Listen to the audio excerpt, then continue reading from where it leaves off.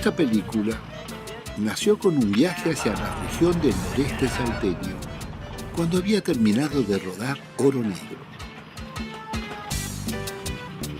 Uno de sus personajes, la Mari, con un grupo de muchachos desocupados, salía a recuperar las maderas de los desmontes antes de que las quemaran.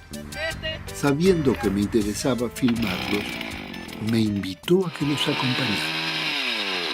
¡Corta lisa, papá! A pesar de la ley de protección del bosque nativo, los desmontes continuaron. En pocas semanas, se tumbaban miles de hectáreas de montes centenarios para sembrar soja, colza, porotos y otros cereales.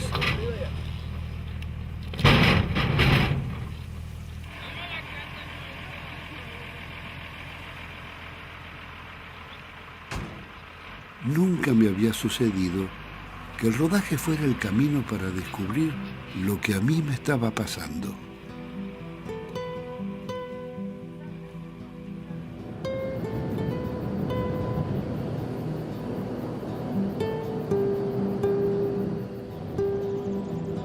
Dejamos a la Mari y su cuadrilla y continuamos hacia el Monte Impenetrable. Teníamos noticias que alrededor de la comunidad San José seguían desmontando.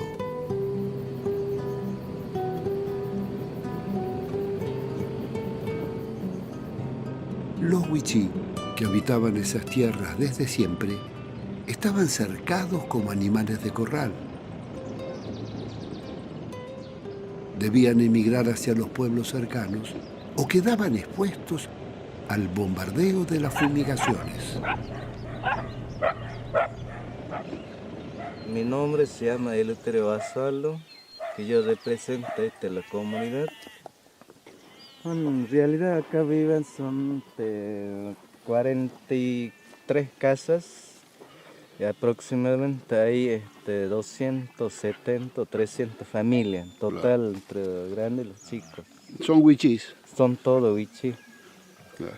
Veo que han comenzado un desmonte terrible. Sí, en todo el desmonte está avanzando nuestro territorio, que nos está achicando, que era nuestro territorio. ¿Cuántas hectáreas se están desmontando? Bueno, en realidad 40.000 o 30.000 hectáreas aproximadamente, que era nuestra ocupación.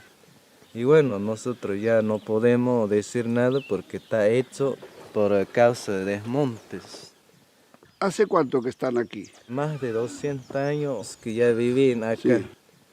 Más o menos de 10 años o 20 años que estamos gestionando, y los abuelos también. ¿A quién le pedían? Pedimos al gobierno el título. El título, ¿no?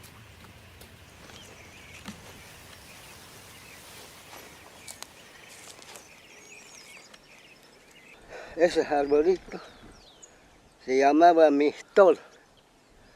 Es el alimento más grande que hay, es igual que el algarrobo. Ese comemos, esta fruta. Eso es lo que nos da vida.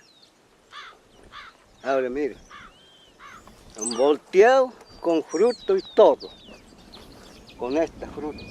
Todo volteado hasta que pierda, que no coma más, o quiere decir que no coma más la origen, o quiere decir que se muere todo. Me da lástima, sí, me pongo triste.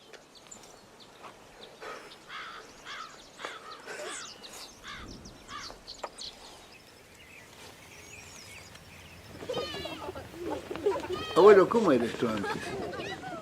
Todo monte, finca. No había nada, ningún desmonte de nada. ¿Y ahora cómo es? Y ahora está todo, en realidad todo está privado, está cerrado, caminos, alambrados, todo. Ya no hay caminos, pero ya son privados, ya no dejan pasar.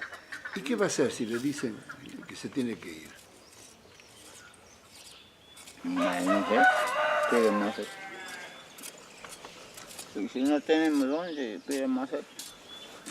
Está pagando.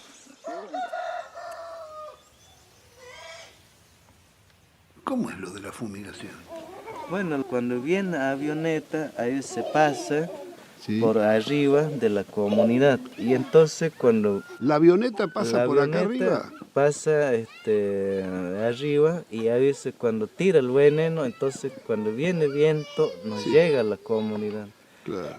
Y usted también se ve los bidones que estamos usando. Esos son de veneno y tomemos agua en ese bidón. Y nosotros no se damos cuenta que ese bidón está contaminado. ¿Han tenido chicos enfermos con esto? Contame. Mira, tenemos un chico enfermos, también con tóxico, y hace poco se ha muerto uno chico que está desnutrido también por caso de sufrimiento de calor y hambre.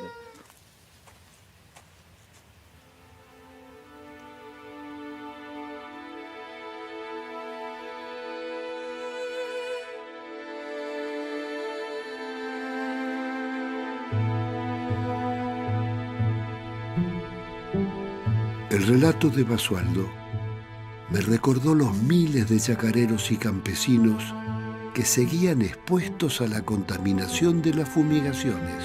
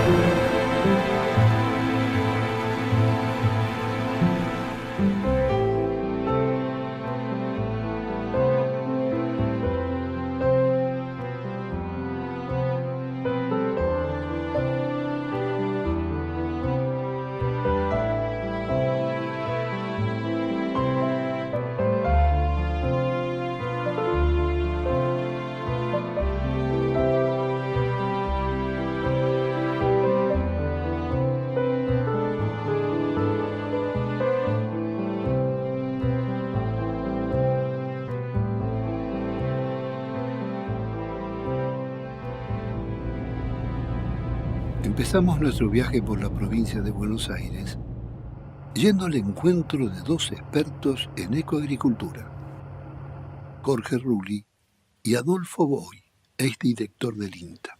Estamos en el desierto verde de la soja, es lo que más abunda en la Argentina. Millones de hectáreas de soja ocupando las tierras más fértiles. Bueno, estas son las chauchas de la soja. Y por estos malditos porotos, la Argentina se ha empeñado, ha despoblado el territorio, ha destruido sus ecosistemas, ha menguado la biodiversidad y bueno, no hay vida aquí, no hay insectos, no hay fauna, no hay mariposas, no hay pájaros tampoco, los pájaros desaparecieron. Los pájaros viven en la ciudad. Son cientos de miles de familias que han tenido que emigrar porque ya no hay trabajo. En cada uno de estos pequeños montes que se ven en el horizonte, había casas donde vivían familias y aunque eran pobres, todos tenían comida y estaban bien alimentados. Entonces Monsanto tenía un herbicida estrella que se llama glifosato y se le estaba por vencer la patente. Entonces, ¿qué hicieron? Se le ocurrió a algún ejecutivo, a algún científico de Monsanto, crear una semilla de soja que fuera capaz de resistir al glifosato. Y encontraron que la petunia, una planta común a todos nosotros, tiene una natural resistencia al glifosato. En el ADN de la petunia ubicaron los genes de resistencia, los sacaron y se los colocaron a la soja. Monsanto no patenta la soja, igual que el que distribuye droga en los colegios tampoco la cobra al principio. Entonces, en ese momento para Monsanto el negocio era el glifosato. Ahora el Ministerio de Economía lo descubre, pero 10 años después lo descubre. ¿Qué pensaban de Monsanto en aquel entonces? ¿Por qué permitieron que se comercializara una semilla que no tenía patente? ¿Qué imaginaron que iba a ser Monsanto? ¿Qué creían? ¿Que era Papá Noel? ¿Que era Santa Claus? Monsanto en aquel entonces lo que quería era que la Argentina fuera ocupada por la soja. Porque la Argentina ha sido un portaaviones desde el cual se contaminó y se contrabandeó la semilla de soja al Estado Libre de Transgénicos, que era Porto Alegre, contrabandeó la soja a Bolivia, al Paraguay. O sea, las cosas que ha hecho la Argentina han sido terribles, pavorosas, ¿no? Acá sí, acá hay un yuyo, mira. Aquí tenemos un yuyo, el único yuyo que encontramos en hectáreas y hectáreas que debe haber desarrollado capacidad de resistencia al herbicida. Mira, pero después no hay nada. Claro, es un yuyo subversivo.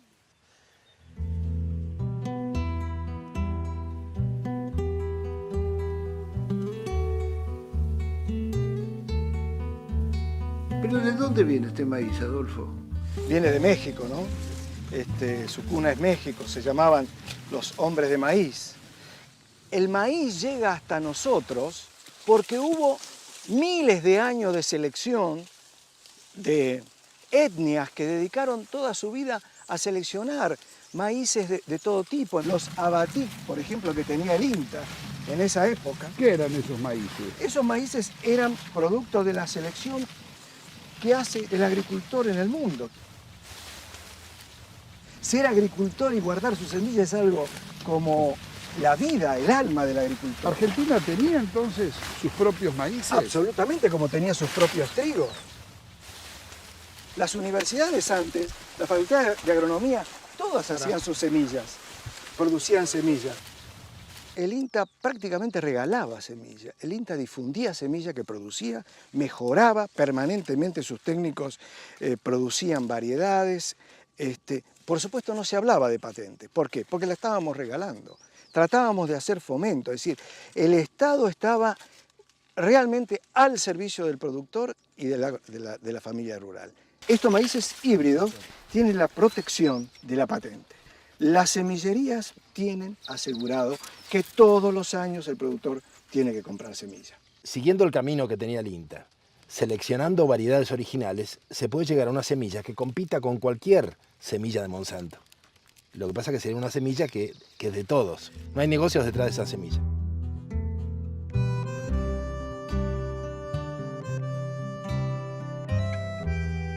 Ninguna de las hojas que vimos hoy, ni el maíz que vimos hoy, tendría sentido si esos genes, aunque estén patentados, no tuvieran una planta que durante años estuvo seleccionando técnicos del INTA pagados por el pueblo argentino. Y eso no se dice.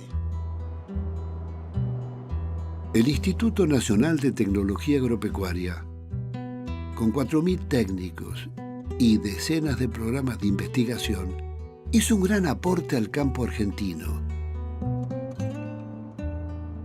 De producir y regalar semillas a los productores, en los años 90 se fue adaptando a las demandas de un mercado dominado por las multinacionales.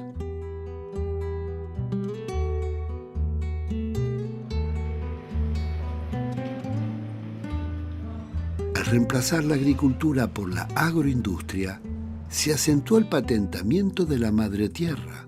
Genes, hierbas y plantas pasaron a tener propietario. Aunque nos cueste creer, casi todos los genes tienen dueño. Las modificaciones genéticas patentadas les aseguraron el cobro de las regalías. El INTA comenzó a formar sus propias variedades de transgénicos resistentes a los agrotóxicos.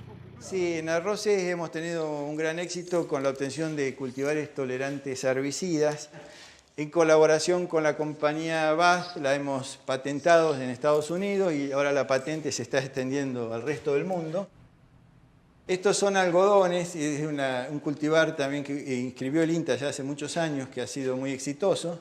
Es el cultivar Guasuncho 2, en donde estamos haciendo mutaciones para obtener tolerancia a herbicidas, 2,4-D y imidazolinonas, haciéndolo más práctico y más económico. Otra de las usinas que promovió en el país la revolución transgénica y la soja RR resistente al glifosato fue la Facultad de Agronomía.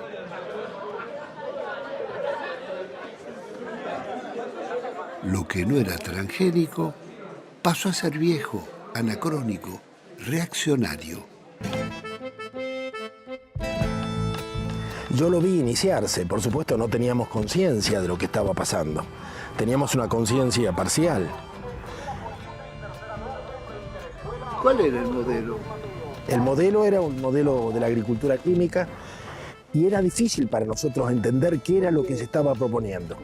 Era un modelo de escala, eran las tecnologías de punta incorporadas al campo, era la mirada empresarial, o sea, se reunía a los viejos chacareros y se les decía que eso no iba más, que había que ser empresario y actuar de otra manera. Era la modernidad. Es decir, la Argentina entera se ha incorporado un modelo. La soja instaló un modelo en la cabeza de los argentinos y ese modelo es el haber reemplazado la calidad por la cantidad. Y así fue como en alguna oportunidad yo me encontré con un chacarero que me dijo, mire, Rulli, yo entiendo lo que usted me propone, pero lo que usted me propone es lo que hacíamos antes. Nosotros trabajamos sin químicos, hacíamos abono verde, trabajábamos con animales, con caballos, siempre trabajamos así. El INTA nos convenció de que había que trabajar de otra manera, con maquinaria pesada, con venenos, con semillas híbridas. Dice, ahora resulta que el INTA nos viene a decir que tenemos que morigerar el uso de tóxicos porque tenemos problemas en los mercados. Dice, ¿sabe qué? Se van a la puta que lo parió. Nosotros vamos a poner cada vez más veneno y más veneno. Yo para atrás no vuelvo. Y bueno, yo al tipo lo entiendo en su empecinamiento, pero en realidad el primero que va a morir envenenado es él mismo.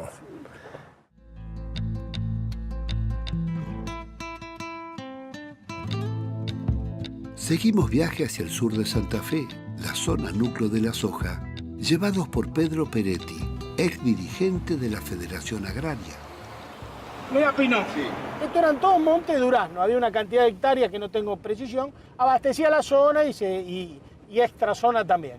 La soja fue tomándolo todo. Fíjate cómo vamos frente a un mar de soja. Antes acá se producía durazno. ¿Todo fue arrancado? Fueron todos arrancados para sembrar soja. Esto es lo poco que va quedando de durazno.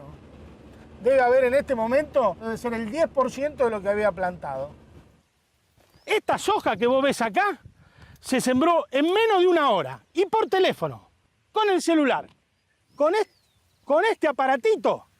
Seguramente con este aparatito el dueño del campo le dijo sembrame, fumigame, cosechame. Menos de 20 minutos de trabajo. Ahí enfrente tiene un monte de durazno que genera cientos de puestos de trabajo en contraposición a esto. Menem Cavallo, durante la época de los 90, dijeron que debían desaparecer 200.000 explotaciones agropecuarias en la Argentina. En ese periodo desaparecieron 103.000 y se pulverizaron 700.000 puestos de trabajo en el sector rural. Parte de esos puestos de trabajo era la gente que trabajaba en estos montes de durazno. Cientos de personas. Aquí, esta era una zona de campos mixtos, había agricultura y una ganadería excelente, muy buenos criadores de hacienda. Hoy ya no queda más nada más que esto y las taperas. Allá podés ver monte por todos lados, son todas taperas, todas casas abandonadas. Los chacareros han desaparecido y acá hay un elemento invisible y que fue un habitante constante hasta la década del 90, la apicultura. Esto tenía un complemento, esta era una zona, Máximo Paz, toda esta zona que tenía muchísimos apicultores, tuvieron que llevar sus colmenares afuera del país. Estos árboles centenarios fueron talados al solo efecto de poder sembrar 5 surcos más de soja. Si esta planta estaría viva, recién hubiera venido el primer surco de soja aquí. Mirá, Pino, hay dos cosas que no se pueden conseguir con plata, Pino. ¿Sabés cuáles son? El afecto y el tiempo que tarda esta planta en crecer. Vos podés ser el multimillonario más grande del mundo, pero para tener una planta de esta necesitas 100 años. Y eso no se consigue con plata.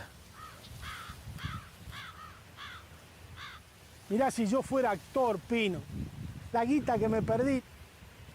Me parece que estoy más solo que en la interna de Federación Agraria en esta tapera.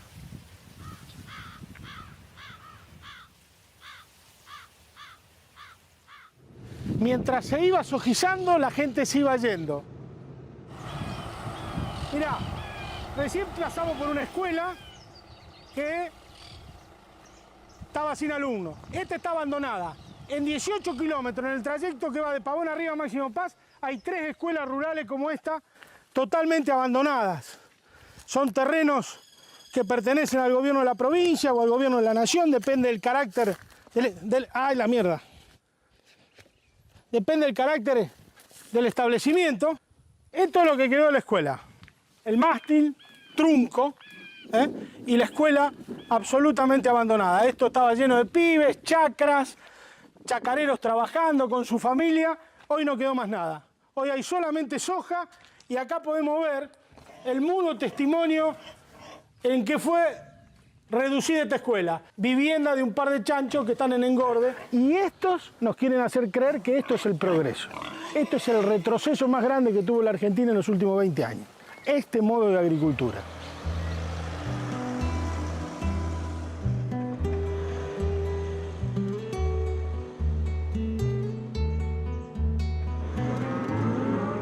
La soja le arrebató a la ganadería 12 millones de hectáreas en la pampa húmeda. Hoy, esto es la prueba más contundente del proceso de sojización en la Argentina. Nuestra carne se producía con pasturas naturales y era considerada la mejor del mundo. Hoy se produce en feedlot. Pedro, ¿con qué se alimenta? Esto se alimenta en base a maíz, y con todos los otros requerimientos proteicos que tiene la alimentación del animal, se le cambia la alimentación natural y bueno, esta carne cambió el sabor de la tradicional carne argentina. Están engañando a los consumidores de todo el mundo porque le dicen que es carne criada a campo y es carne terminada en feedlot.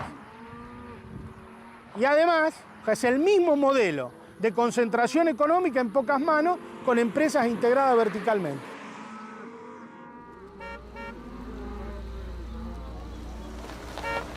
El boom de la soja no fue eterno. La caída de los precios y el aumento en dólares de los insumos pusieron en crisis el sector. Lo que pasa es que los costos aumentaron del año pasado a este año casi el 100% en dólares algunos. Pero ya los números, trabajándolo yo, ya no me cierran. Yo tengo un hijo y lo saqué del campo, porque no me rinde. Le dije, hijo, hace otra cosa. Puse un taller. Porque lamentablemente yo tengo 50 hectáreas y ya no me da para la familia. Entonces ya cuando llega un momento que uno se satura, dice, bueno, esto así no va más. ¿Qué sensación? ¿Qué sentimiento? Tristeza. Tristeza es la sensación que yo tengo cuando vengo acá. Es la verdad. Yo voy a cumplir 64 años. Yo nací ahí, yo me crié en ese campo. Y duele dejarlo, pero no va más. Así no va.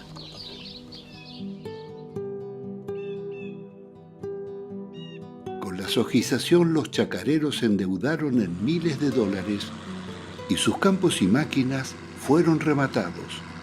Desaparecían más de 100.000 pequeños y medianos productores. Comenzaba un nuevo ciclo de concentración de la tierra en beneficio de bancos, grupos financieros y terratenientes. Los que pudieron salvarse arrendaron sus campos a los pools de siembra y se instalaron en los pueblos. Los descendientes de quienes un siglo atrás protagonizaron el grito de Alcorta festejan otro aniversario de Máximo Paz. Estamos en el club social, que en realidad es el lugar de reunión. Y se viene porque ya es como que en el campo no tiene nada que hacer. Viene al bar o al club, jugará un partido a las cartas y volverse a la casa.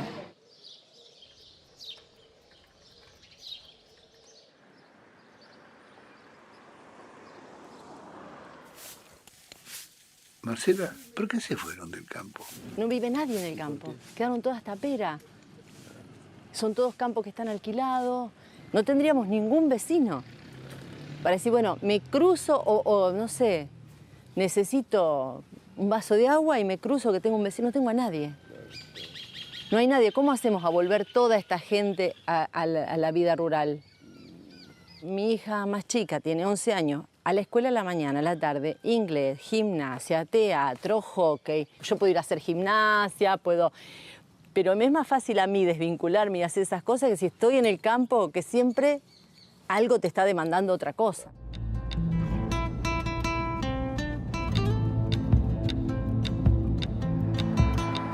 Cuando uno analiza el monocultivo de soja, hay que poner todo adentro. Traer la soja al puerto de Rosario son 640.000 viajes de camiones en rutas que ya no dan más. Somos el número 1 o el número 2 en el mundo en accidentes viales. Un verdadero desastre. Llegamos a Puerto San Martín, a 30 kilómetros de Rosario. Es un complejo aceitero gigante donde se han instalado todas las grandes multinacionales. Allí están Cargill, Dreyfus, Bunge, ADM, Dehesa, Molinos, Nidera y muchas otras. Y de acá debe salir el 60 o el 70% del total del volumen producido en la Argentina. 126 millones de toneladas. Es muy grande. De Timbúes hasta Arroyo Seco son 150 kilómetros del río Paraná. Es una autopista de barcos ojeros. La autopista es la hidrovía del Paraná, por la que transitan más de 3.000 barcos extranjeros al año y por donde entra y sale el contrabando y la droga de 4 países. Pagamos el dragado y no tenemos flota. Somos los hijos de la pavota. ¿Cuántos puertos hay? Más de 50. Fundamentalmente el destino es el sudeste asiático. Ahí ve la bandera, mirá, la bandera china cargando un barco de origen chino. ¿Sabés cuánto produce Ciara? 22.000 millones de dólares. La Cámara Argentina de la Industria Aceitera exporta y genera divisas por 22.000 millones, Pino. Es una fortuna incalculable que sale de acá. ¿Y quién controla esto? ¿Quién lo controla? Dios lo controla, Pino. Y Dios parece que dicen que Dios protege a los malos cuando son más que los buenos. En este caso parece... ¿Hay fiscal con la exportación de cereales? Muchas de las empresas que están aquí triangulan sus operaciones con distintas partes del mundo. Por ejemplo, el grano físico puede salir de Cargill, Argentina, y facturarse en Montevideo, facturarse en un puerto lituano o con Rotterdam. Todas esas triangulaciones financieras, muchas de ellas van a alimentar las cuentas offshore que se conocieron últimamente con el nombre de Panama Papers. ¿Quién controla la carga de los barcos? ¿Cuánto transportan? ¿Cuánto declaran? ¿Quién investiga el contrabando? Le facturan a una sociedad offshore de su propiedad en un paraíso fiscal. Entre la evasión de la triangulación y lo que se pierde por los fletes y empleos, Argentina y sus productores pierden 1/3 del valor de la cosecha. Con la destrucción de la Junta Nacional de Granos, el país perdió una de sus palancas estratégicas. La millonaria renta del comercio exterior quedó en manos de las multinacionales.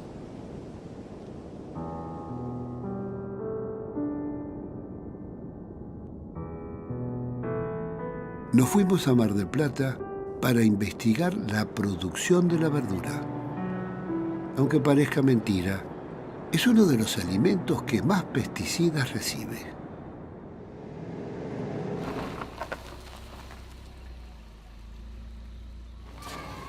Bienvenida a nuestra casa. BIOS es una asociación civil, es un programa de radio que tenemos 25 años de historia. En estas épocas todos queremos estar un poco más sanos y cuando pensamos en comida sana, pensamos en verduras. Y vamos a la verdulería y elegimos aquellas que son más hermosas, más frescas, más coloridas. ¿Resulta que eso va a ser sano? Pues probablemente no. Si no vienen de una huerta agroecológica, es muy probable que usted esté comiendo las vitaminas, los minerales y todo lo positivo que tienen las verduras, acompañado por un cóctel de sustancias que van a terminar quedándose en su organismo. Vos agarrás una hoja y la querés lavar para comértela que no tenga nada, y le das, la tenés en remojo, pero el veneno entró por acá. Cuando la planta estaba en la tierra, el veneno se le pusieron alrededor. Entonces el veneno sube por la savia y se desparrama por todas las hojas. Lo mismo en la lechuga. Esta es en particular, la lechuga, tanto esta como las otras, muy atacable por los bichitos en pleno verano. Entonces le dan a cañonazos, le dan como para que tenga mucho veneno para evitar. Cuando recién brota le tiran uno, cuando está creciendo le tiran otro y cuando la van a cosechar le tiran también. una gota de lavandina en el agua, como uno dice, con esto ya lo voy a resolver. Y el químico no se va, el químico entró por acá y está en la hoja de la lechuga. Algunos pueden salirse con un buen lavado, pero los que entraron a través del tallo, no. Empezamos hace muchos años, casi 20, y lo primero que vimos fue el tema de lo que se aplicaba en las huertas. Entonces fuimos con un escribano al mercado a comprar verduras, ¿no? Claro. Compramos de distintos puestos las mismas verduras. Las llevamos a un laboratorio, las analizamos y en todas las verduras prácticamente que estábamos analizando encontrábamos residuos de agrotóxicos. El veneno pasa de largo, lo hace pis, se va el veneno. Usted no se queda con el veneno en el cuerpo.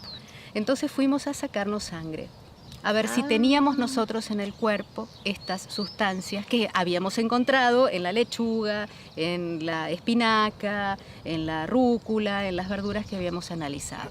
Y encontramos que efectivamente todos los que nos analizamos de bios tenemos por lo menos 3 agrotóxicos en la sangre.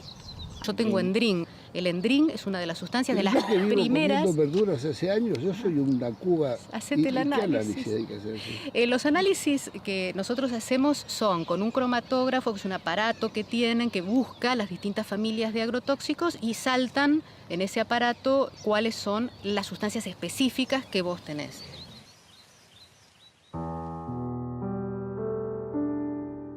La invitación de Silvana para que me hiciera la prueba de sangre me dejó pensando. ¿Será como dice? Varios periodistas se la hicieron y todos tenían plaguicidas en sangre. ¿Qué hacemos, César? Pensándolo bien, deberíamos hacerlo, porque seguramente estamos todos infectados.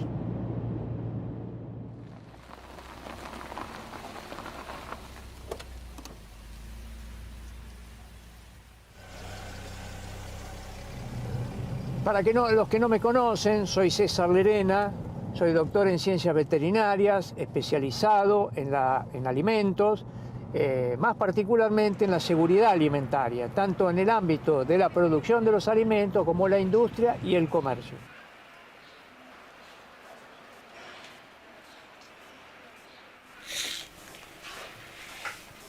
Abra y cierre. Espero que tenga pocos agroquímicos, ¿no? Sangre oscura la nuestra, César. Ahora sí, un buen desayuno.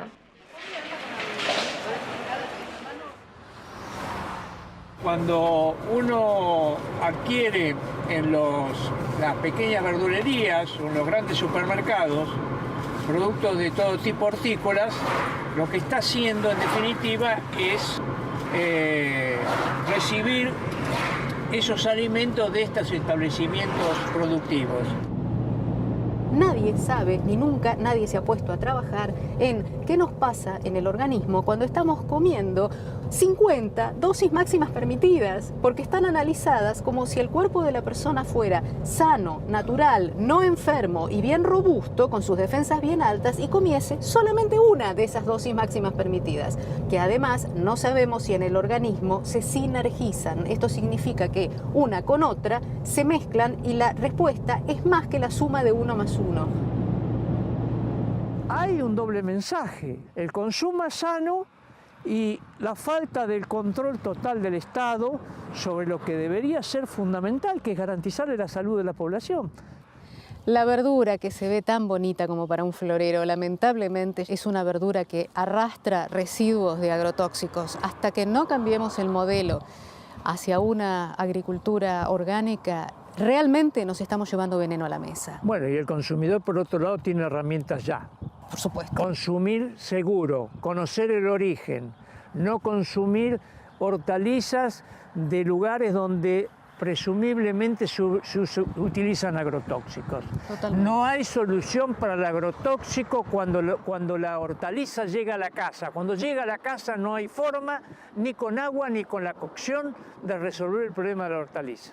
En realidad la medicina ha venido encontrando en sus laboratorios el problema que esto generaba y ha sido sistemáticamente silenciado por parte de los gobiernos, porque la ciencia esto ya lo sabe, pero así como en el mundo del tabaco, cuando se aseguraba que no hacía nada y durante 50 años hicieron fumar a la gente, señores de delantal blanco explicando que estaba todo fantástico con el tabaco, lo mismo está sucediendo con esto. Cientos de trabajos científicos que asocian directamente el Parkinson con los plaguicidas, el Alzheimer con los plaguicidas, el glifosato con el cáncer, con las malformaciones en los embriones al nacer.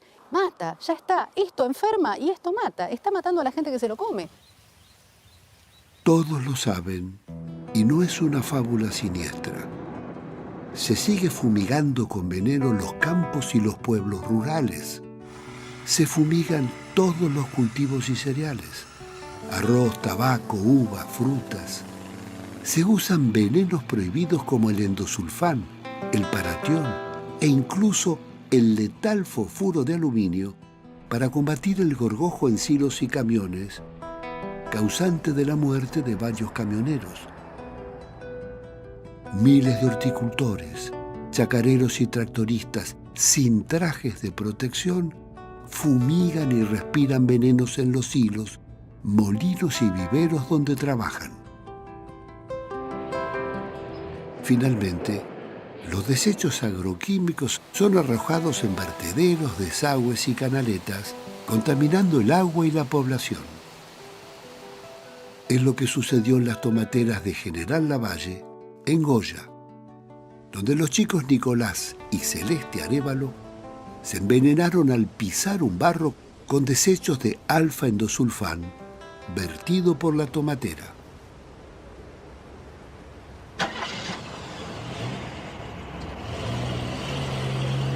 Acá estamos saliendo del pueblo de Lavalle. Estos son algunos tendaleros que hay en el pueblito. Estamos viviendo en el medio de los tendaleros y en el medio de los químicos, de los tóxicos. Ahí vos podés filmar cómo viven familias en el medio de los tóxicos. Acá todo el mundo sabe qué es lo que está pasando y el miedo que tiene la gente es al perder el puesto de trabajo de la tomatera. Bueno, esta es la casa de Gladys Arévalo, mamá de Nicolás Santiago Arévalo. Este es el timbó donde siempre jugaban. Un día, lamentablemente, la contaminación persistente de la zona generó que a través de la inhalación y del contacto directo por el barro que se había formado en la calle por los líquidos que salían de la tomatera, generaron la intoxicación aguda de Nicolás y de Celeste. Celeste sobrevivió y Nico falleció el 4 de abril del año 2011. Lo peor ha sido la intoxicación silenciosa que se ha ido sufriendo con el correr del tiempo.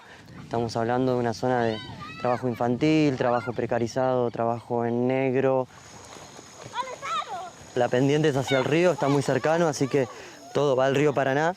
Por eso es que no nos sorprendió el estudio que se publicó hace poquito que había encontrado glifosato en las aguas del Paraná en distintos puntos de muestra en toda la cuenca del Plata. Lo que pasó fue un día que los chicos Celeste y Nicolás se levantaron descompuestos, donde su mamá a la 1 de la tarde le lleva también al centro de Santa Lucía. ¿Qué te decían los médicos? Y no nos daban nunca un diagnóstico qué es lo que tenían los chicos. Ningún médico hasta llegar al hospital de Goya, donde dicen que tenían hepatitis fulminante, pero no decían qué fue lo que le provocaba eso. Hay una prueba, un estudio, que dice que Nicolás estaba envenenado por el endosulfán. ¿Cuándo dejaste de trabajar? Dejé de trabajar cuando yo me intoxiqué con el veneno, porque como nosotros nos tuvimos que hacer responsables para defender los patrones de la chacra que no era nuestra. Declaramos todo que era nuestro, que era nuestra propiedad. Inclusive la policía nos llegó 2 veces y nos preguntó lo mismo y le dijimos lo mismo. Fue para poder tener la comida de nuestro hijo con esa que laburábamos. Entonces ellos, por ser ignorante, me iba ya a denunciarle al patrón, porque ya no era la primera vez que pasaba.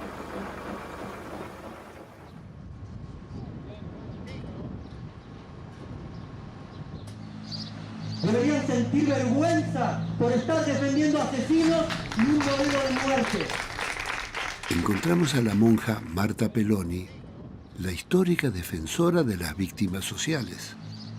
Desde el año 2011 estamos esperando que es el juicio oral y público de la muerte de Nicolás Arébola. Lamentablemente murió y murió otro más allá. Todos sabemos, pero nadie habla. Porque hay intereses creados muy fuertes, se mete miedo. Vos fijate, le tienen miedo a los propietarios, le tienen miedo a la justicia, le tienen miedo a la policía. Y uno ve el ambiente de que hay miedo. Vi policía armada, ¿por qué? Policía armado, y en un momento llegó uno que tenía el pechero antibala. Esto es muy sugestivo. Y después también el campesino, es el último orejón del tarro. Ha dispuesto el tribunal que se suspenda el debate y se difiera el día 5 de diciembre próximo a la hora 9. La postergación del juicio varias semanas preanunció la absolución del imputado. A nosotros no nos van a tumbar, nos dejaron mal, nos dañaron, pero no nos van a tumbar, nos vamos a volver a levantar, nos caemos, nos volvemos a levantar. Él es culpable y nosotros le culpamos, le acusamos y tenemos las pruebas, por eso es que él está sentado donde está sentado hoy. Ánimo, porque nosotros tenemos la fuerza del derecho, no la violencia del derecho de las víctimas. ¿No es cierto, Josefina? Bueno.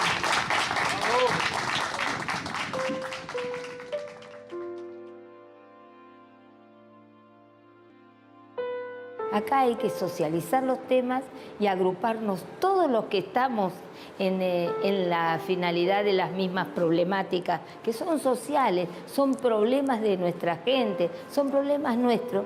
Articular, ¿para qué? Para que seamos una red enorme de redes, porque estamos articulando y no le va a quedar otra al gobierno, que no va a necesitar hacer un debate en el Congreso. Es la fuerza de un país. ¿Te das cuenta?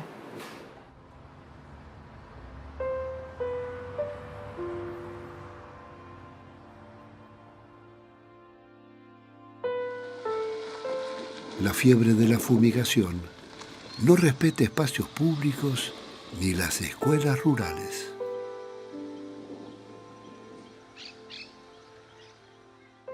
Bueno, ese día vinieron desde aquel lado, la avioneta pasó por arriba de la escuela, fumigaba el campo de frente, daba la vuelta y pasaba por el patio, bien por arriba de la escuela. La deriva caía sobre la escuela para dar nuevamente la vuelta. Además, en ese momento estaban los chicos en el patio, así que lo recibieron plenamente.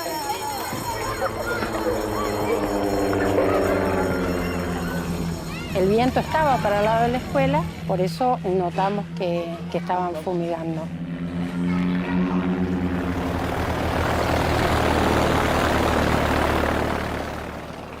Y la tercera vez que fue la que cayó y esparció muchísimo el veneno, cuando sentí que el veneno caía sobre mí, sobre mi piel, empecé a tener problemas para respirar, perdía estabilidad, me caía. ¿Pero y que te fumigaba? Todo acá. Nunca pensamos que iba a ser tan perjudicial para nosotros. ¿Y venías con los chicos? Y les puse los 3 nenes egresados, que eran mis 2 hijos, y la nena vecina, y los pusimos ahí y les sacamos la foto de recuerdo para el egreso. ¿Cuántos hijos tenés entonces? Tengo 7 hijos. ¿7? 7, sí, 7. ¿Pero los educabas acá en el campo? Contame. Sí, acá viví durante 11 años. Y me absorbí todas las fumigaciones porque acá vivía con mis hijos. Esto que yo te estoy contando no es un caso aislado, no soy la única a la que le pasó todo esto. Hay pueblos vecinos donde también las docentes han sido fumigadas en plenas tareas con sus alumnos.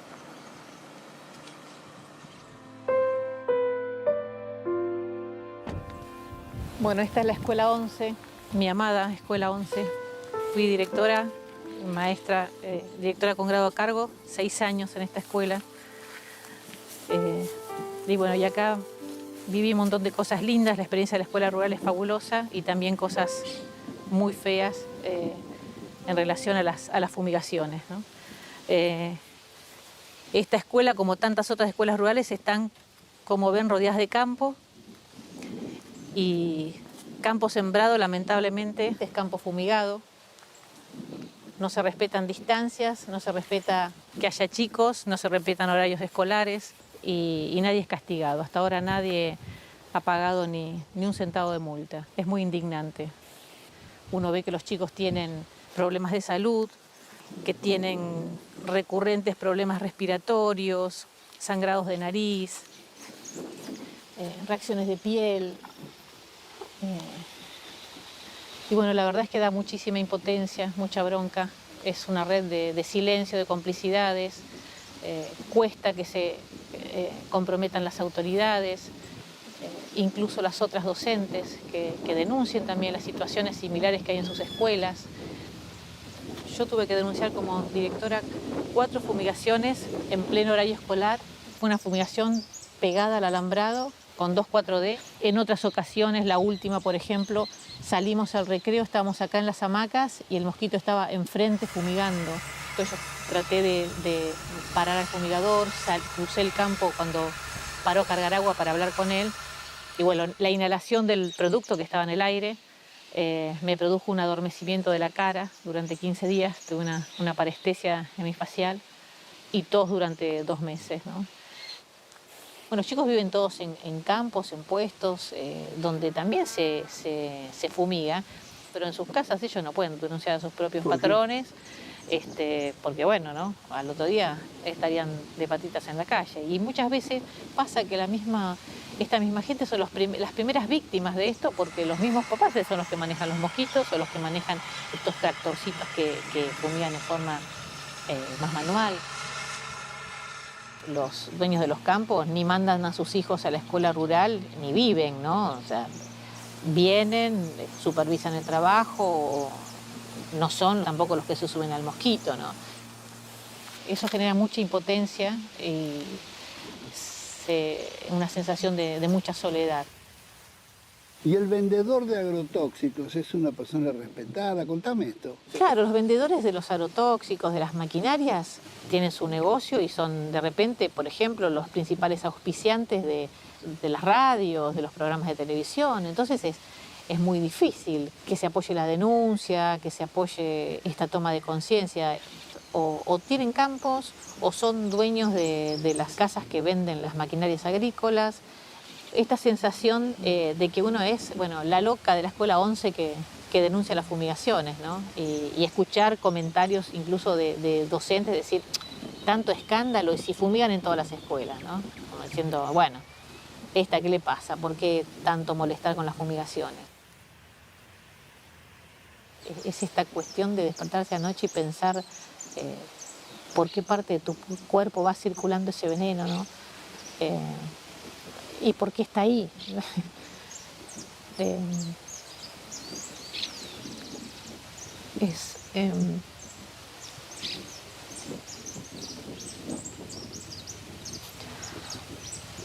Es una situación de mucha impotencia, y de soledad absoluta, ¿no?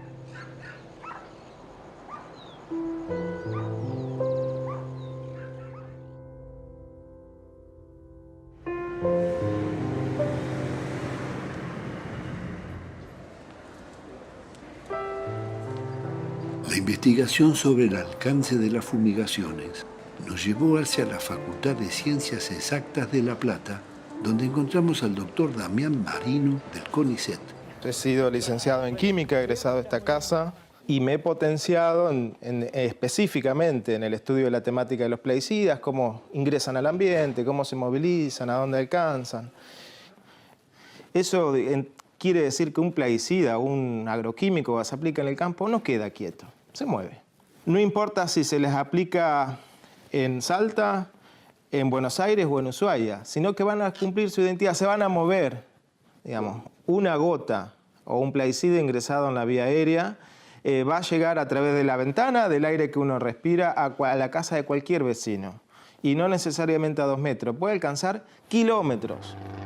Pero hay evidencia, por ejemplo, de encontrar muchos de estos plaguicidas en la Antártida. En la Antártida no hay soja. Lo que cae en el suelo, transcurrido cierto tiempo, lo que hace la molécula se volatiliza. Como quien deja un vaso de agua en la mesa a la noche, a la mañana tiene menos. Bueno, se volatiliza. Esa molécula pasa al aire de nuevo y se moviliza ahora a través de aire. Ese proceso, de cada kilo que aplico en una hectárea, hasta 900 gramos pueden pasar al aire. Con esto quiero decir que no es un problema solo en el momento de la aplicación. Tampoco se resuelve dejando 500 o 1000 metros sin fumigar.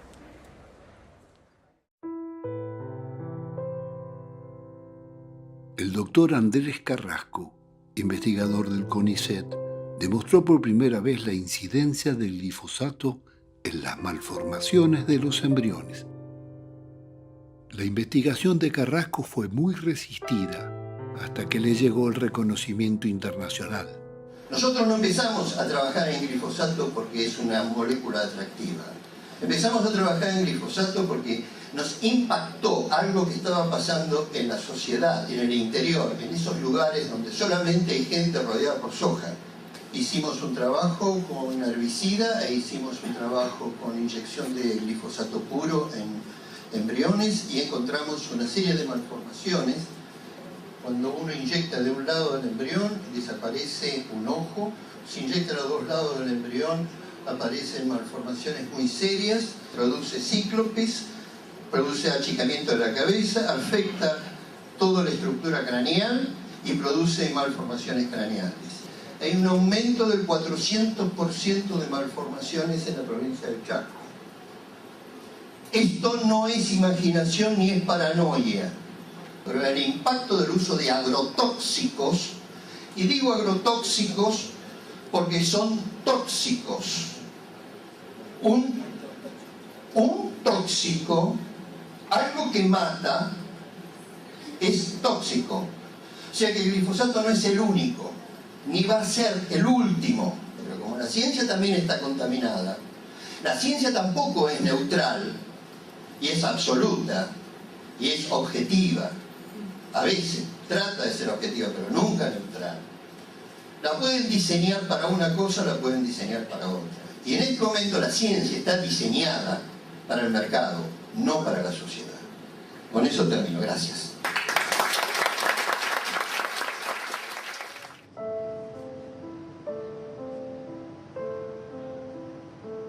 A pesar de las denuncias, el uso del glifosato siguió aumentando porque suelos e insectos se hicieron resistentes. Si en el 2015 fumigaron 300 millones de litros, en el 2017 se emplearon más de 340 millones. Y acá en la cátedra estoy hace ya 15 años. Yo soy médico del año 83, o sea, este año cumplo 30 años de médico. 30 años de pediatra, sí. Nunca en la facultad nos enseñaron que los productos químicos que se usan para los negocios agrarios iban a enfermar a la población. Y han autorizado todos estos productos con los informes de la misma fábrica que los fabrican.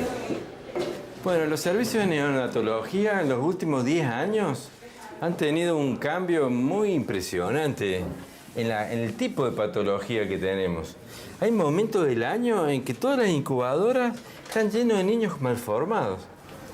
Hay un estudio que pudimos hacer revisando los registros de las historias clínicas y nos encontrábamos, a medida que aumentaba la superficie sembrada de soja, aumentaban los chicos con malformaciones en la misma relación y en los mismos años.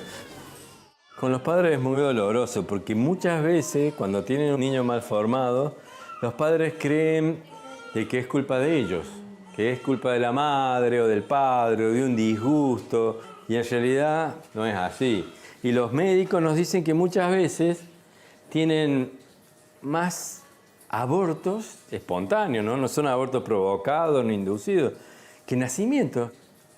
Tuvimos un pacientito acá hace pocos años y hablando con la madre, después me entero que cuidaban un campo y fumigaban todo alrededor de la casa de ella.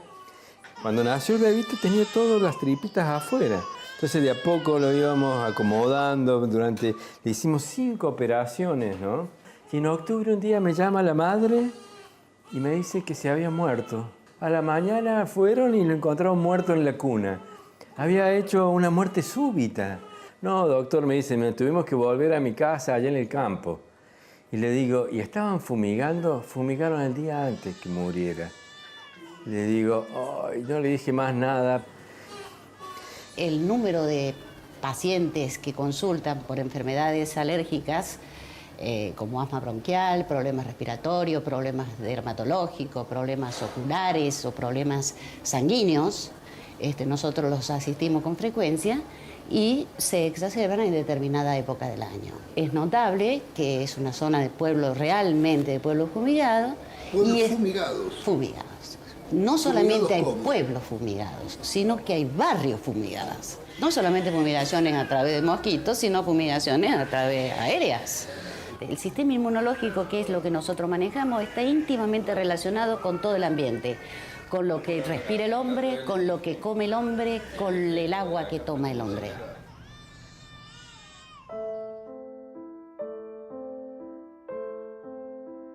El problema yo lo empiezo a detectar cuando estábamos en la Subsecretaría de Salud de la ciudad de Córdoba y viene la gente de Ituzaingó, del barrio de Ituzaingó, a contarnos de que seguían estando muy enfermos por todas las fumigaciones. Acá terminaba la ciudad de Córdoba. Acá, esta era la última calle y esto donde estamos ahora pisando, en el 2007 estaba plantado de soja. Y acá, como había soja, fumigaban. De los 146 casos de cáncer, 100 vivían en estas 2 primeras manzanas. Medardo me llevó al encuentro de las madres de Ituzaingó, un grupo de vecinas que se organizaron en defensa de su familia. ¿Cómo anda usted? Bien. Bueno, los cánceres son muchos, de todo tipo, cáncer de estómago, cáncer de pulmón, de esófago, de garganta. En un principio creíamos que los afectados eran los que estaban cerca del campo y ahí nos damos cuenta que era todo el barrio y hoy sabemos que es toda la zona. Y nosotros tenemos más de 300 casos de cáncer en el barrio. En el barrio, sí. En la esquina de mi casa se había enfermado una niñita de leucemia. Al lado de ella, otra chica de 14 años se había enfermado de leucemia. Al lado de mi casa, mis niños jugaban en la esquina, pasaba la avioneta y ellos iban corriendo atrás del avión viendo esa ola de agüita que le caía encima porque les gustaba y eso es lo que hacían. Entonces, ¿el avión te pasaba por encima de la calle? Pasaba por encima de la casa nuestra. Cuando pasaba el mosquito, salíamos a un grupo de mujeres al campo a tratar de pararlo para que no nos siguiera envenenando. Nos poníamos ahí, nos poníamos a pelear, a veces hasta con un machete nos vinieron a hacer frente, pero ahí estábamos nosotros y se retiraban y no seguían fumigando. Operó el tema de la discriminación también. Por momentos decían, esto es como la zona roja, no nos quiere entrar ni un taxi a este barrio porque portamos una peste. Acá hay enfermos como en cualquier lado, somos como una necesidad muy grande de normalidad, de ser igual que cualquier otro. Y recién se tomaba conciencia cuando te tocaba en tu propia familia y ahí decían, era cierto. Esta era la manera de registrar todos los casos así, a mano, en hojitas, en papelitos, datos que nadie de las autoridades se quiso hacer cargo, ¿no? Todo lo contrario, nos mandaban a minimizar y horas discutiendo el texto, que no podemos decir cancerígeno, que estos tóxicos no, esa palabra es muy fuerte, esa palabra asusta. Como máximo nos daban unos boletos de colectivo para el que estaba más grave que llegue al hospital y que no se arme ningún tipo de conflicto. No se puede producir alimento con venenos, a base de veneno. Nosotros se ha naturalizado, ¿no?, producir lechuga, tomate, soja o vino utilizando veneno. Una cosa de loco, porque ya los productores no ven en el alimento un alimento, ven una mercancía. Los nuevos datos epidemiológicos del cáncer a nivel mundial muestran que las sociedades antiguas no tenían cáncer, que es un fenómeno nuevo de la modernidad y que se dispara el cáncer desde mediados del siglo XX, que es cuando empiezan los contaminantes químicos a estar presentes en los alimentos, en el trabajo, en el agua, ¿no? Y ahora masivamente con los pesticidas. Y antes la gente no se moría de cáncer, sino que no existía el cáncer como una enfermedad, ¿no? Y está demostrado de que la contaminación es el componente principal. Mostramos investigaciones de pueblos fumigados que tienen 3 veces más cáncer que la ciudad de Córdoba. Tratan de acallarnos, de hacernos sumarios, que no sigamos investigando. Y empezamos a chocar con un montón de trabas, ¿no? Del intendente, de la prensa, en la universidad misma. Nosotros renunciamos y hicimos público a la vez por qué renunciamos. Y salió en los diarios. Y la discusión es, ¿pero son venenos o no son venenos? Monsanto dice que no son venenos, pero nosotros tenemos demostrado que son venenos y la Organización Mundial dice que son venenos.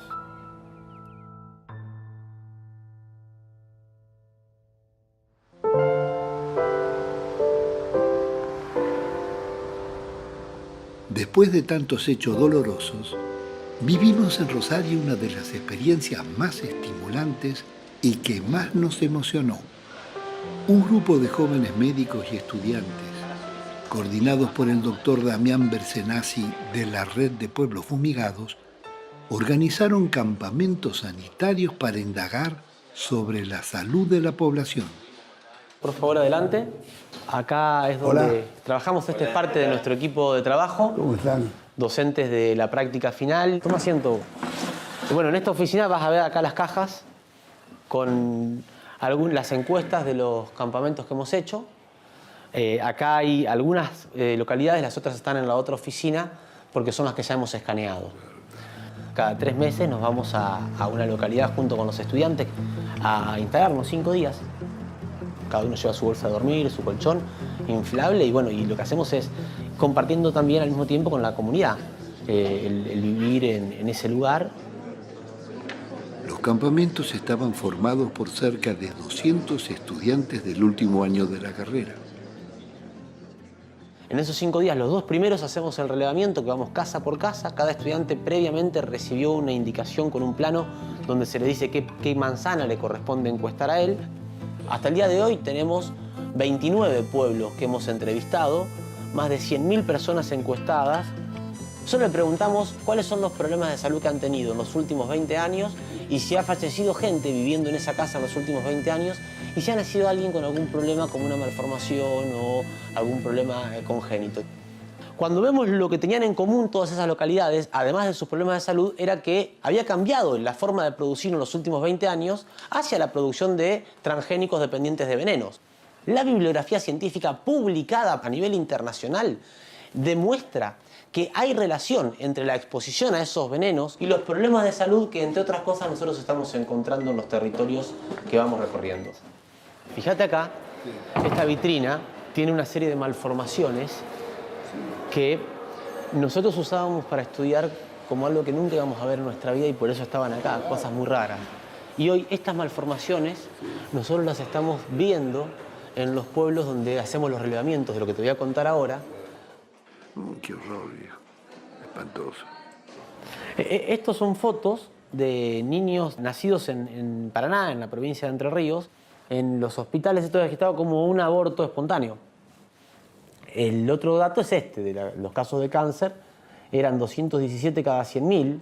Nosotros en los campamentos encontramos 397,4 cada 100.000.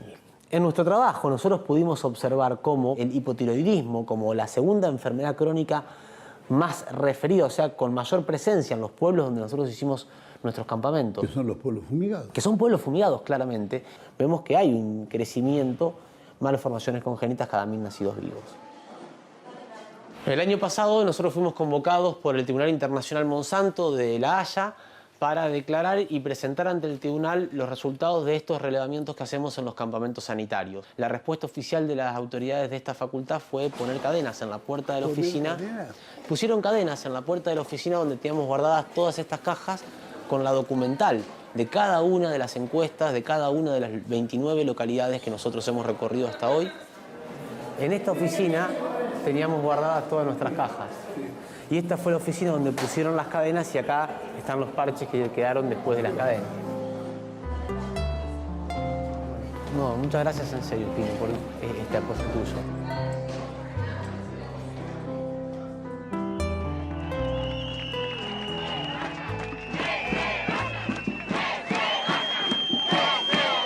Le tenía que preguntar al pueblo, no se puede poner una fábrica, no se puede usar miles y millones de litros de agroquímicos sin preguntarle al pueblo. La protesta de los vecinos y ambientalistas detuvo la construcción de la mayor fábrica de transgénicos de Monsanto. Nos vamos a quedar tiradas acá. No vamos a permitir el ingreso de ningún camión y no vamos a permitir que se instale Monsanto. ¿Qué toman esta decisión? Porque son ellos, somos nosotros. Ah, no, a mí yo ya perdí mi hija. Yo ya perdí mi hija, tengo mis hijos con agroquímicos. Entonces, ¿qué quieren? Yo de acá no me muevo.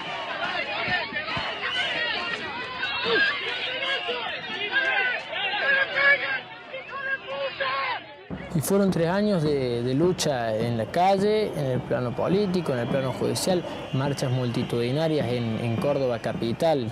Y tuvimos que hacer un acampe para bloquear el acceso de materiales de construcción al predio de Monsanto. Era la única forma de impedir que se levantara la planta. ¿Y cómo terminó? Y fue un triunfo, Pino. Fue uno de los triunfos del movimiento ambientalista seguramente más grande del mundo, porque la empresa terminó desistiendo del proyecto, vendieron el predio y demolieron absolutamente todo lo que habían construido. ¡Qué grande!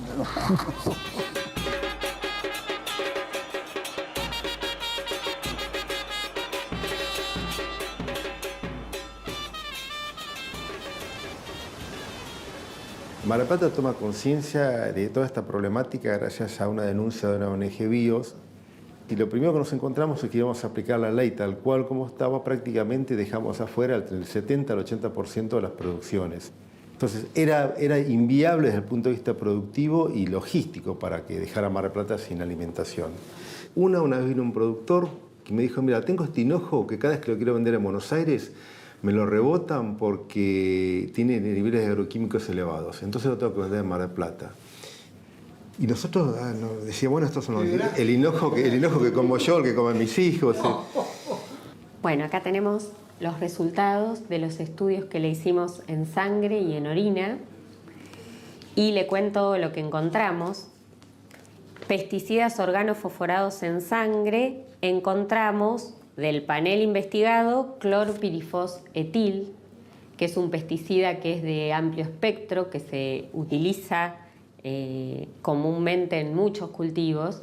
Y en orina encontramos una cantidad bastante importante de glifosato, 41,3 microgramos por litro, y el metabolito del glifosato, es decir, la sustancia en la que termina, que encontramos 8,1 microgramos por litro. ¿Es mucho eso? Digamos que no deberíamos haber encontrado nada. ¿Y qué consecuencias de esto?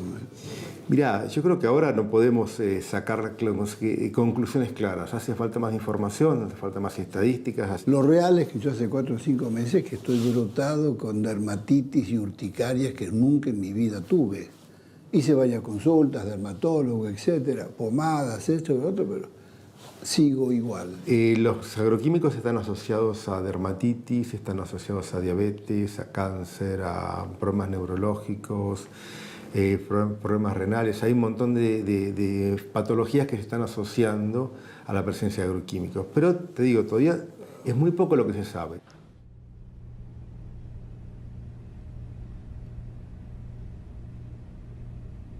Todos comemos los mismos alimentos. Pero ¿quién conoce lo que está comiendo? ¿Quién sabe cómo lo fabricaron? ¿Con qué elementos? ¿Hasta dónde la publicidad nos convenció que las marcas son garantía de confiabilidad? lo que uno está empezando también a darse cuenta, que personas que no tienen ningún vínculo con el sector agropecuario, por ejemplo, yo mismo, que me hago un análisis de la presencia o no de agroquímicos, o vos, Pino, que te has hecho también, que no tenés otro contacto más que justamente consumir alimentos que se dice sanos, entre comillas, estás incorporando a tu alimentación una serie de agroquímicos, bueno, como ha quedado demostrado en los análisis que te han extraído. Pero acá hay o no hay control, César. No, no hay control. En los alimentos esenciales, los de consumo masivo de la población, carnes, hortalizas, el control es inexistente. En los frigoríficos de carne roja, esas carnes que presentan precisamente un determinado nivel de anabólicos, antibióticos, etc., se descartan para el destino de Europa. ¿Y qué se hacen con esos productos? Se destinan al consumo interno. No te creo. ¿Esa carne finalmente nos la comemos nosotros? Así es. Es decir, aquellos productos que Europa, por exceso de anabólicos, por exceso de antibióticos, por exceso de agroquímicos, rechaza, lo consumen los argentinos. Y en el caso de la verdura, por ejemplo... Y en el caso de las hortalizas, aunque parezca imposible que sea más grave, es más grave. Llega la mercadería al mercado central, o al mercado concentrado que fuese. Entonces, cuando llegó, supongamos que haya algún inspector para extraer alguna muestra, extrae las muestras, las lleva al laboratorio, tarda varios días en tener los resultados y ya la gente se comió todos los alimentos con las bacterias, con los agroquímicos, etc. Por primera vez el SENASA, el órgano de control público, tuvo que reconocer que más del 60% de las verduras tienen residuos de agrotóxicos. Detectaron venenos prohibidos como el DDT, endosulfán, atracina y otros. Por eso digo que el método de controlar en el destino no tiene ningún sentido. Hay que controlar en el origen, donde se producen los alimentos. Estamos aceptando culturalmente un sistema corrupto, metodologías corruptas, controles que no se realizan. ¿Cómo no vamos a estar contaminados vos y yo con agroquímicos si no tenemos ninguna certeza que lo que consumimos esté bajo control?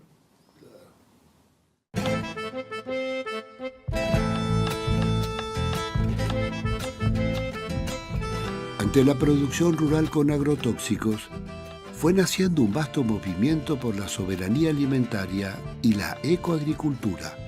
Cientos de experiencias exitosas se desarrollaron en el país y en el mundo. Productores orgánicos, agricultura familiar, ligas campesinas, el Mocase, Mocaflor y otros. Hola, Graciela. Hay que tener paciencia. ¿Qué tal, querida? ¿Cómo estás? ¿Cómo le va? Bien. ¿Tiene éxito la verdura orgánica? Sí, se ha impuesto. Y la gente se está dando cuenta que es lo que tiene que comer, ¿no? Cada vez más. Y porque come una lechuga o come un tomate y se da cuenta realmente lo que está comiendo, ¿cierto? Acá tengo brotes de distintos tipos, ¿ves? Brotes de alfalfa, brote de lenteja. Y este es pasto de brote de trigo con el que extraigo el jugo de clorofila. Extraigo la clorofila, es porque ha sido extraída a baja velocidad. Es un gran reconstituyente, ¿sabes? Tiene todos los nutrientes que vienen del brote de trigo, más la energía que el brote de trigo capturó del sol. Y esto es para ti si gustas, y si no... Pero por supuesto. Hay que hacer una suerte de buche, ¿sabes? Para que le incorpores saliva y para que te pase todo este producto por las encías y te las fortalezca.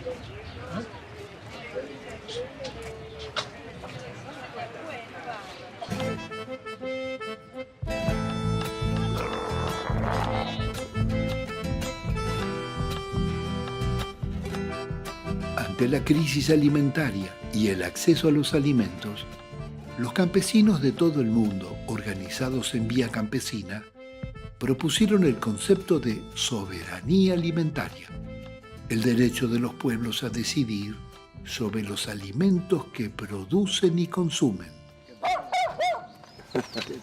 ¿Sabe que filmé una pelea de este con un macho así de comadreja, pero del tamaño de él? Fue impresionante. Qué linda calle, tenés y qué lindo frente de casa. Sí. Es arquitectura ladrillera, 150 años. Jorge Rulli, con sus libros, conferencias y seminarios, fue uno de los promotores de la nueva conciencia rural y la ecoagricultura. Qué linda que está la casa, qué lindo. Aquí guardo las semillas. ¿Las semillas? Claro, acá tengo mis semillas, de todo tipo de semillas, de maíz, de trigo, en fin. Y las herramientas.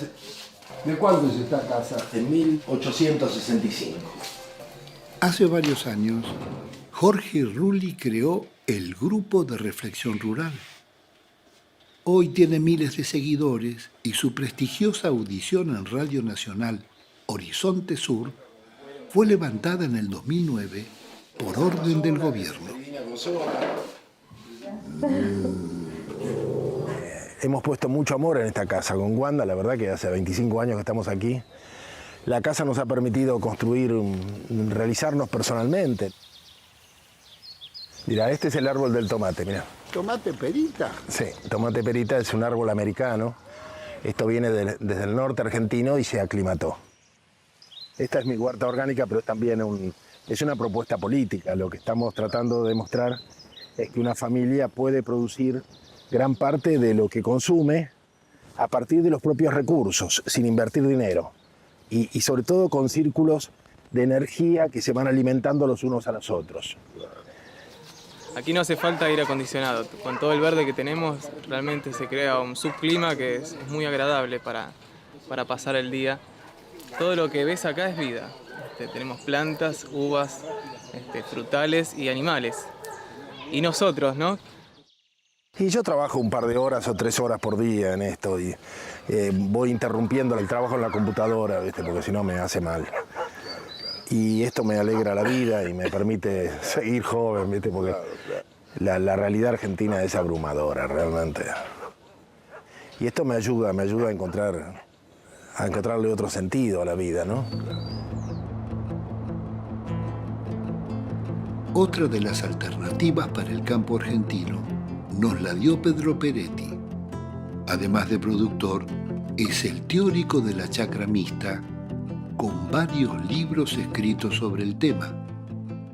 ¿Qué le gana la chacra mixta al monocultivo sojero, como vos decís? Pero yo económicamente le gana, es imbatible la chacra mixta. ¿Por qué? Porque primero pone una receta económica tradicional, que es un portafolio variado, tiene la chacra mixta. Cuando no vale la soja, valen las vacas. Cuando no vale la vaca, vale el cerdo. Cuando no vale el cerdo, vale el maíz. Uno está todo el año guarecido de los grandes vaivenes de precio que trae la especulación granaria que tiene el mundo. Y además gasta menos en insumos. Muchísimo menos en insumos, se fumiga muchísimo menos, se produce alimento de mayor calidad, se produce alimento mucho más variado. Y además genera mucho más trabajo y es ambientalmente mucho más saludable. ¿Lo conocés este? No, ¿cómo que lo Este es un pastor suizo, legítimo, genuino. Qué bueno, qué preciosura. Es un perro antifascista. Se la persiguió Hitler. La chacra mixta evita las migraciones rurales. Es un gran fuente de arraigo la chacra mixta. 70 hectáreas de campo. Acá viven 3 familias. Y muy bien, con chata 0 kilómetros, con chicos estudiando en Rosario. En el campo trabajamos 3 personas. Porque se arranca con verdeos de invierno que se siembran en marzo. Después viene la siembra de cosecha fina, que en esta zona es arveja, trigo, cebada. Después siembra maíz en septiembre, octubre, y después se termina con soja, sorgo. ¿Cuántos cerdos tienen? Madres tenemos 50 madres, 800 cerdos por año, más o menos, es lo que vendemos.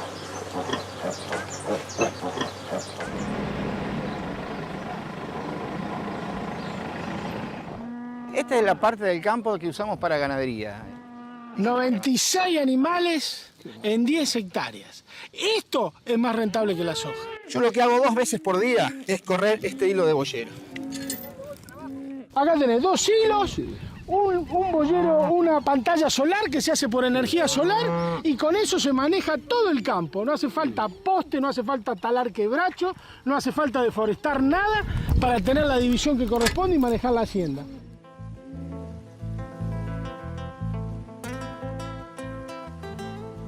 La carne argentina es carne pastoril. La carne filuda puede ser cualquier europeo, cualquier país del mundo le da el alimento balanceado y hace una carne. En cambio, la carne pastoril se hace solamente donde hay espacio, donde está la tradición, donde está la cultura de producir la ganadería pastoril. Y es lo que nos diferencia como carne en el mundo. O sea, la carne tiene cualidades nutricionales a nivel de salud muy superiores a la carne de feedlot. Lo que se hace es fomentar la vida del suelo, desde las lombrices hasta las bacterias, solubilice los minerales y los dé disponibles a la planta. Mirá. Eso es justo, ¿eh?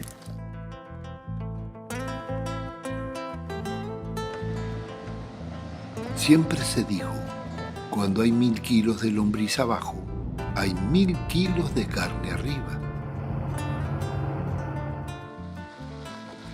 Estamos en Sierra de los Padres, este es el establecimiento Paititi, que son más o menos 430 hectáreas. La mitad del campo son sierras, la otra mitad es campo productivo, unas lomadas que son un suelo muy bueno. Entonces, en la parte productiva hacemos agricultura y ganadería. Y los pastos nativos, que los tenemos y muchos, hay muchas variedades que son tan aptas o mejores que esas variedades que fueran importadas. ¿Por qué? Porque son nativas, entonces están mejor adaptadas a nuestro medio ambiente. Hay un tema de desvalorización de lo propio. Siempre tendemos a importar lo ajeno y prestarle más importancia. También hay falta de investigación de lo nativo. El grupo de productores con el cual trabajamos, que somos 9 productores, todos de la zona sur de la provincia de Buenos Aires, producimos todos los cereales y oleaginosas en forma orgánica desde hace aproximadamente 20 años.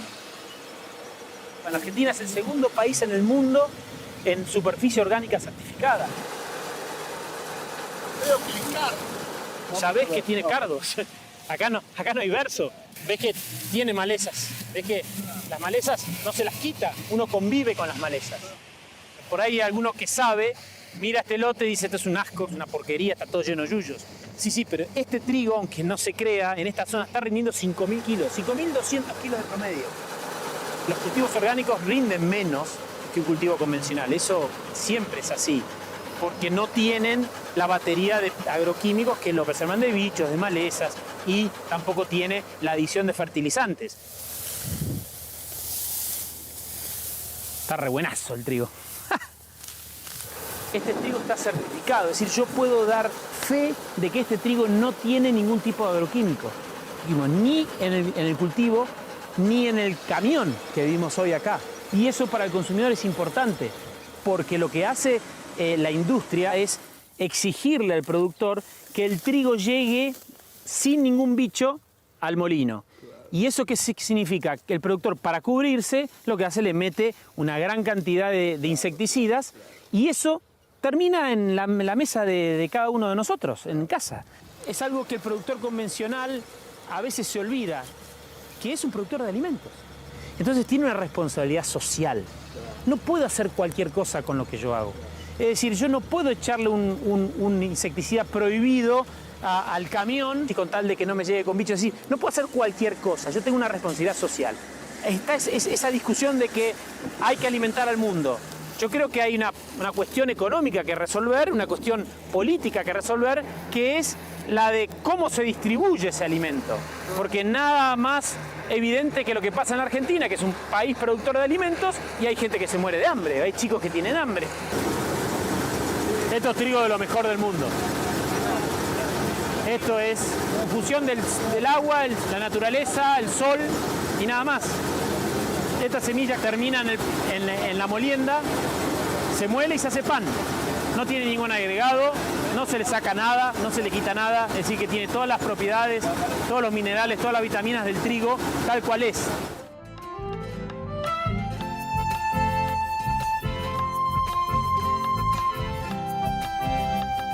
Seguimos hacia el norte santafesino llevados por el ingeniero Hugo Sabino para conocer una experiencia exitosa de granja agroecológica. Naturaleza Viva. Creación de la pareja Remo e Irmina Bénica.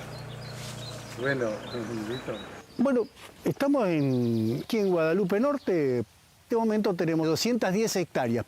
Yo diría una construcción colectiva por infinidad de gente que ha pasado por aquí en estos 27 años. Y hablo de científicos, hablo de campesinos, hablo de ama de casas, hablo de comunidades indígenas y con varias familias de este lugar y entre ellos gringo, criollo, indígenas trabajando acá. Siempre decimos, miren, si en este lugar, tomando mate o comiendo un asado, no tenemos creatividad para transformar el mundo, miren, cuélguense de donde les parezca, ¿viste?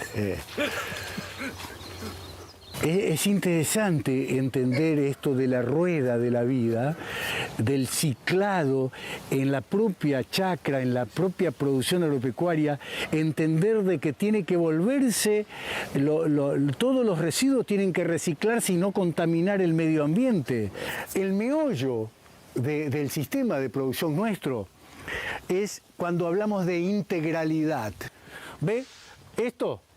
Estos son los residuos que vienen del ordeñe de hoy de mañana. Estos después pasan al biodigestor. Tenemos gas para todos los procesos de transformación, más los calefones de las casas, más las cocinas de las casas, de las 3 casas que están acá, digamos, dentro del centro. Y no es lo mismo trasladar 400 kilómetros la leche que trasladar 400 kilómetros el queso, claro. Porque es 10 veces menos, porque con 10 litros de leche usted hace 1 kilo de queso. Claro. Entonces, desde el punto de vista energético, yo estoy disminuyendo 10 veces el gasto de combustible.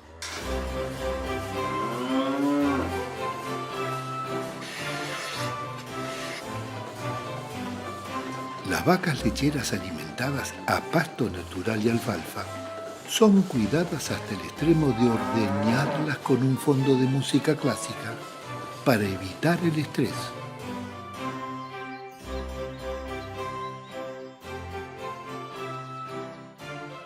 Naturaleza Viva es un ejemplo de autoabastecimiento. Ellos producen la materia prima que necesitan, cultivan cereales, frutas y hortalizas y crían aves de corral. El reciclado de los nutrientes y los desechos que producen los llaman círculos virtuosos de energía y vida.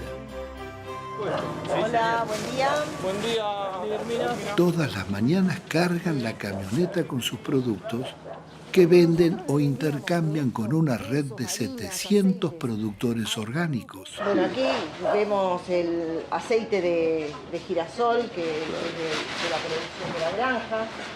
Esto surge por necesidad del intercambio, porque como nosotros le vendíamos productos, quesos, harinas, aceites, a estos grupos, pero ellos también tienen productos para ofrecer. Entonces empezamos como una red de intercambio, no con fines de lucrar, sino con fines de distribuir y fortalecernos con ese intercambio, o hacer puentes entre los productores y los consumidores.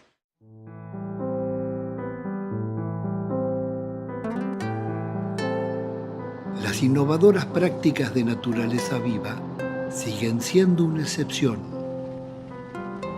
Desde el este hasta el oeste del país, la sojización sigue expandiendo sus fronteras, contribuyendo al cambio climático. Las inundaciones y desastres ambientales no son una maldición. Son también la consecuencia de un modelo de desarrollo agroindustrial incompatible con los ciclos de la naturaleza.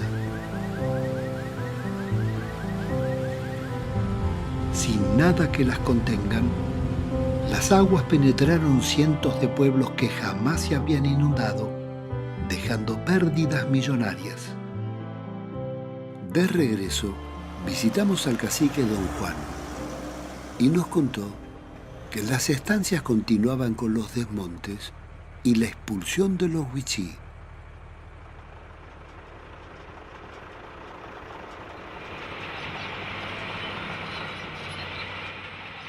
En San José, la topadora había arrasado con el cementerio de la comunidad.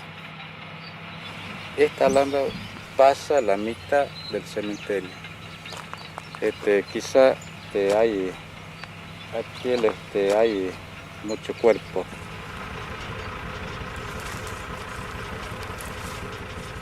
Ahí vive en Palma, bajo el quebracho.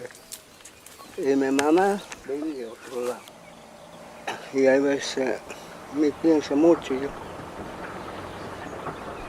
Todos los días juntos. Mi hermano. Y ahora estoy lucho solita, no hay compañero.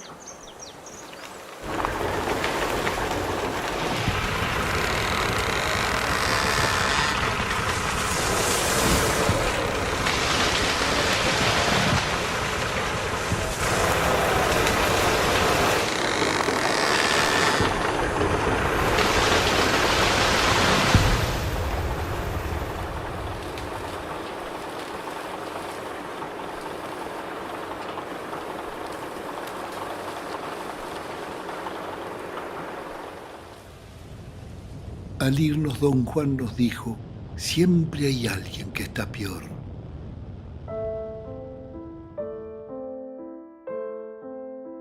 Y descubrimos la otra cara del feudo. Familias indígenas desplazadas por el desmonte sojero vivían como esclavos en el más hondo desamparo,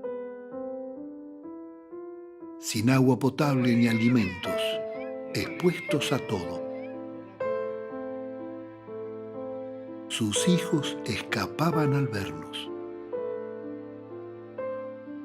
Desnutridos e indocumentados, jamás vieron un maestro o un médico.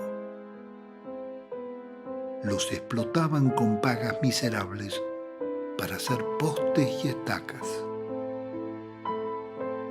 Fue como volver siglos atrás, a los tiempos de la colonia. Los despojaban de las tierras que la Constitución les reconoce como propias y quedaban descartados, como señala el Papa Francisco.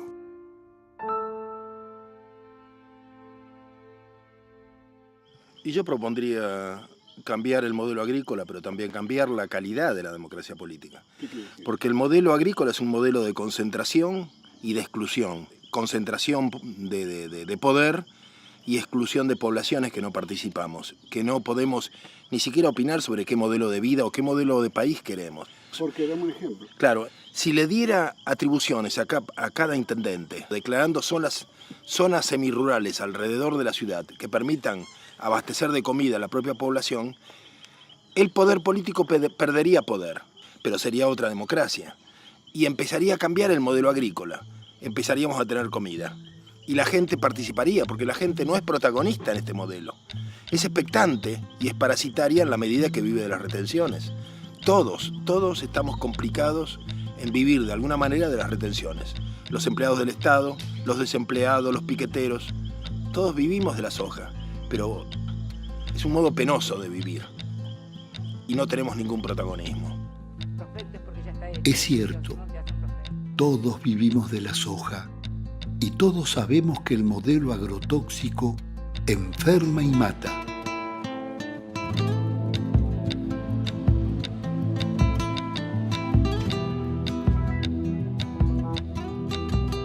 Pero todos callamos, porque la soja financia al Estado.